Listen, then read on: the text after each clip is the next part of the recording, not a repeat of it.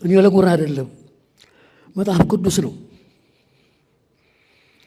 የተንሥእ ስርዓተ ዘአንበሩ አበዊከ፣ አባቶችህ ነቢያት፣ አባቶችህ ሐዋርያት፣ አባቶች ሊቃውንት በየዘመናቸው የተነሳባቸውን ችግር ለማስወገድ ስርዓት አታፍርስ። ስርዓተ ምድር አለ፣ ስርዓተ ሰማይ አለ፣ ስርዓተ ሃይማኖት አለ፣ ስርዓተ ምስጢር አለ። ለከንቱ አይደለም፣ ለውዳሴ ከንቱ አይደለም፣ ስለ እውነት ብቻ ነው። ስርዓት ከተቃወሰ ምስጢር ይባክናል። ከሃይማኖት ውጭ የሆኑ ሰዎች ይደሰታሉ። በሀገር ጥፋት፣ በትምህርት መለወጥ ጸጥታ ይደፈርሳሉ። የእኛ ስልማችን ለምንድን ነው? ማንን ልናገለግል ነው?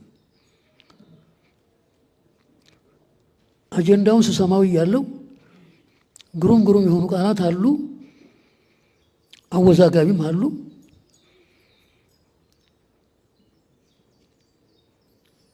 የአነጋገር ስህተት መስለው የሚታዩ በሊቃውንት ደረጃ ተሰምተዋል። ሳይረዱ ማስረዳት፣ ሳይማሩ ማስተማር ውድቀት ነው። ታው ጭብጨባ የለም። ጭብጨባ ማደናገሪያ ነው። ጆሮአችሁን ወደ እኔ ያርጉ። ጭብጨባ ምን ምልክቱ ምንድን ነው? የተኛ ካለ ይነሳ፣ ይውስጥ አንዳም ማዳመጥና ማስተዋል የሚያስፈልገን። ነቢዩ የተንሥእ ስርዓተ ዘአንበሩ አበዊከ፣ ከዚህ አይለፍ ከዚህ አይትረፍ ብለው ከእግዚአብሔር ታዘው በእግዚአብሔር ተጠርተው በመንፈስ ቅዱስ መሪነት ሊቃውንት በየዘመናቸው በቤተ ክርስቲያን ላይ የተነሳውን ችግር ለማክሸፍ